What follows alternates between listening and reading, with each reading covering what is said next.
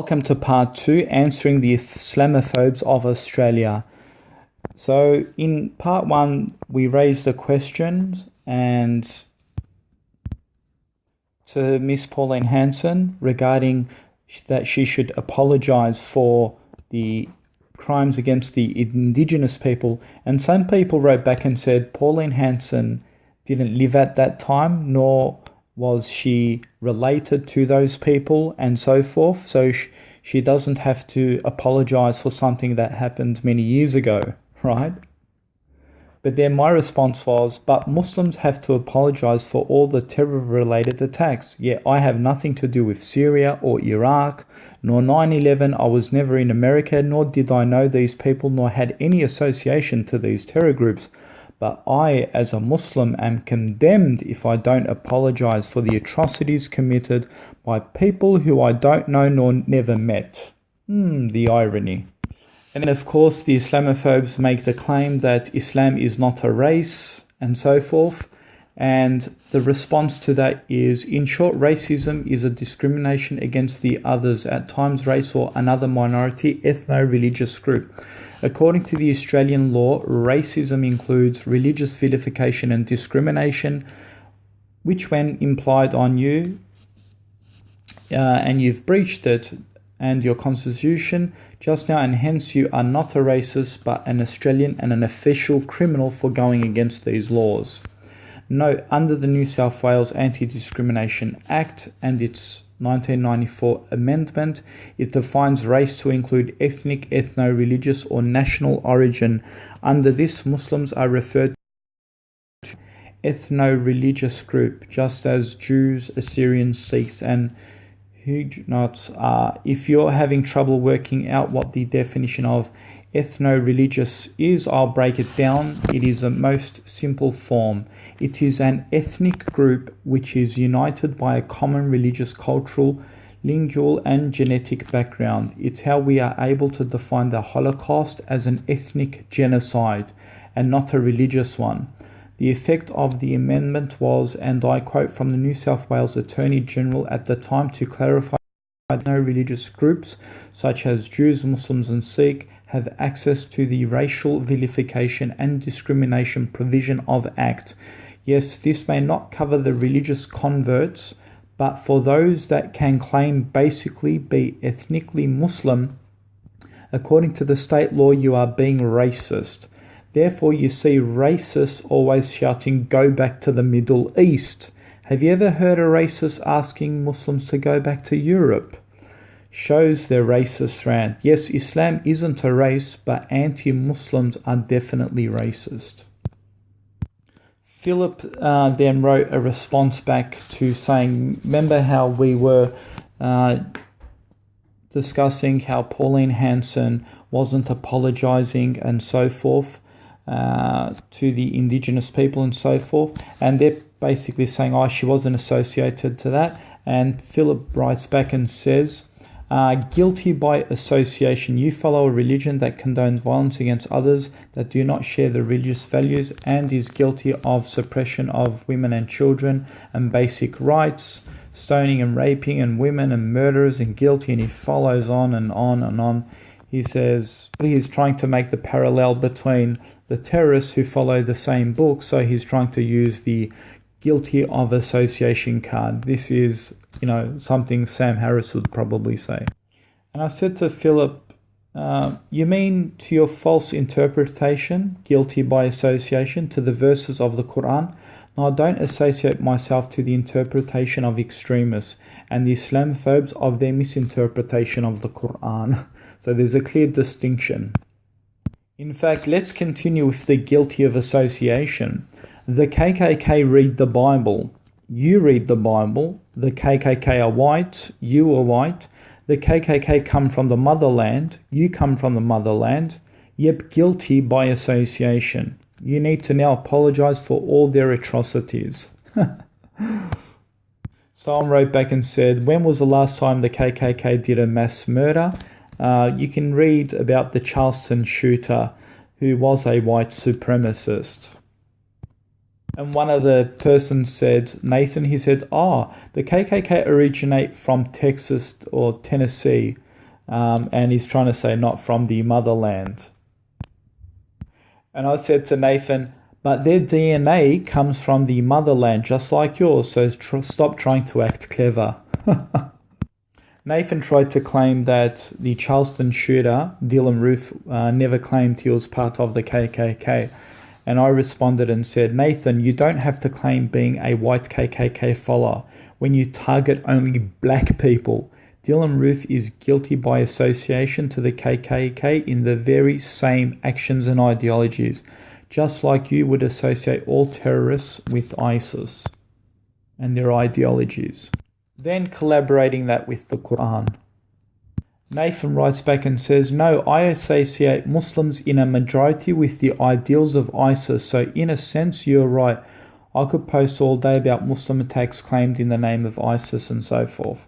So I responded back by saying, well, majority of the Muslims don't share in all the ideals of terrorist groups, so again you're wrong. I can also post crimes done in the name of Christ. Nathan asked me in the comments, he says, are you an imam of a mosque? And I responded to him by saying, yes, a typical response you learnt from your peers, because he's obviously going to ask me to stand down because they want imams who speak against the nonsensical arguments to stand down. And he actually told me to stand down. So I'm saying that's really typical, this is the democratic way. If you have a difference of opinion, you're automatically told to stand down. It's not respected. And this is what they do, right, in Australian society. If an imam says somewhere or cleric says something objectionable, quickly a letter is sent and he's told to stand down from his position. But when the political people say something wrong, they're not told to stand down. Their difference of opinion is accepted, and that's why they have mutual debates. Amazing logic. Someone wrote back and said, Miss Hansen is not a racist, and I wrote back and said, Linda Hendricks, Pauline Hanson sure does show the signs of being a racist. Even if this is disputed, I'm happy to listen. Nor do I believe that all of Miss Hanson's supporters are racist, but what I can assure you is all racists are Pauline Hanson supporters. And, when they can't win in arguments, they always have to bring the pedophilia claim and the child marriages and so forth. But if you have a look, according to the Independent UK, you can visit below this link. 12-year-old marriages are actually accepted in some states of the USA, but no one goes and condemns them for pedophilia. They always bring up this pedophilia claim when the age of acceptancy is changing throughout history and even in our modern times. So, they want to label a prophet pedophilia for more than 1400 years ago when he was following the rules and regulations of his time.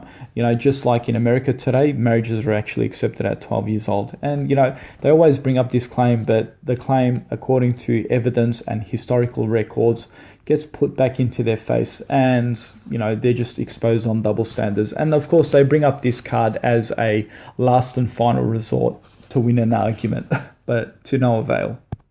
We'll also share a link below this video documenting the age of consent in Europe, and you can see a whole change of the age of consent, right up from 7 years old, 8 years old, 9 years old, to 13 to 14 years old, 12 years old in America at this moment in the year 2017. Here's a racist and an Islamophobe who says, Neville Silpham says, send them all back, And this is what I mean, send who all back? I mean, us moderate Muslims who do not, who condemn terrorism, we're also told to be sent back. You see, this is the Islamophobic rant you hear quite often. And then they say, oh, why are these Muslims so against us? Why are we looking like a racist, redneck, right-wing party? Well, this is why. You can't differentiate between the moderate and the radicals. You want all of them gone. Amazing. And then you wonder to yourself why you look like fools in the media. And they say, oh, it's not being racist. It's not being racist if we tell Muslims to leave Australia. And can you imagine if I said all Jews must leave Australia? All Jews, every single Jew has to leave Australia. Wouldn't I be labelled as a racist If so, can anyone prove being a Jew or from the religious of Judaism is being part of a race? Judaism is not a race either, but I would be called a racist if I demanded such a thing. Not just a racist, but an anti-Semite. And being anti-Semitic is not actually accepted in this country. Imagine we all said, all Jews leave. That would be anti-Semitic and I would be in trouble for that. But apparently you can be anti-Islam and you can get away with it. Another Islamophobe wrote a question and said, these Muslims are coming here, making our lives difficult and changing our laws and wanting us to adopt Islam and the Islamic way of life and so forth. And my response to that was, since the arrivals of Muslims to Islam, which law have we changed that made your lifestyle so difficult and unbearable to live with Muslims? Did you forget you breeded out the indigenous people, but only good came from it with a white domination? It's okay, will be less harsh if you end up in the Northern Territory. We'll give you a better quality of life, unlike what you've done to the indigenous people of this country. These clowns make it look like, we Muslim men are running around with cloths in our hand trying to wrap bikini dressed women in this country. We're imposing our faith. We're imposing Sharia. Amazing. These people are just ridiculous. Philip Porter wrote, one of the Muslim imams was caught marrying off a girl who was under the age of 16 to some dirty 30-year-old man. So he basically uses that as an argument, and that was in the recent news. And they're trying to use that as Muslims are trying to enforce young marriages in this country. And I said to him, Philip, for every Muslim cleric you find breaking the Australian law, I can find 10 priests who have sexually assaulted girls, which is deeply embedded in the clergy culture hood. No one calls for the entire deportation of the Catholics now, do they? As for your utter nonsense of the famous bogus rhetoric, not all Muslims are terrorists, but all terrorists are Muslims, are you suggesting Andres Breivik and were Muslims? Amazing, these people. This mythology that not all Muslims are terrorists, but all terrorists are Muslims is just ridiculous. Amazing. There was also a question raised that the mosques in Australia are places for terror cells and so forth. Our response to Philip, who made this allegation, there is not a single shred of evidence that Australian mosques are used for terror cells. These bogus myths were proven to be a fat lie by the Australian AFB agencies and other intelligence agency networks. In fact, if that was the case, trust me, all the mosques would be surveillance. They are surveillance, but they will be closed down. And there isn't a case of that. The people who may have been connected to the terror attacks in our shores had no connection of being radicalized by a imam or by a mosque of this country. These were either lone wolf attacks or had connections with abroad groups and not from an Australian Muslim organization. So this is their aim, this is their tactic, right? They bring up this, case that mosques are terror cells. The next thing they ought to accomplish is to remove mosques. This is right, or to stop any more built again for the purpose of removing or suppressing the Muslim identity in the West. It's the largest growing faith. One way to gain or to again justify this is again by a fear campaign, security, where they even assume mosques are used as terror recruiting centers. However, what experts in the security intelligence agencies have affirmed is the complete opposite. Majority of the terrorists are actually found to be disconnected by their mosques or imams and act as lone wolves. Here is another point of hypocrisy. Why doesn't Pauline Hanson or the French call for the banning or no more Catholic churches or schools and institutions built due to the thousands of cases of clergy church abuse? But soon as they find maybe a handful of deviant mosques, they call for an entire ban. If a priest is convicted of that church, he is prosecuted. None of the church institutions are shut down. Can you think of any of the churches closed down even till this day? Those same Catholic churches are still operating. So why not instead of removing and replacing the mosque imam and pressing charges, we instead wish to close down not just that particular mosque, but a stop on every newly built one. They call for a governmental surveillance camera to be installed in every mosque. I ask, why don't the same voices ask for the independent government surveillance cameras be installed for every Catholic institutions? Well, the truth is they are too biased to do so when their own faith is in question. This would damage the growth of Christianity, therefore the same standard cannot apply here.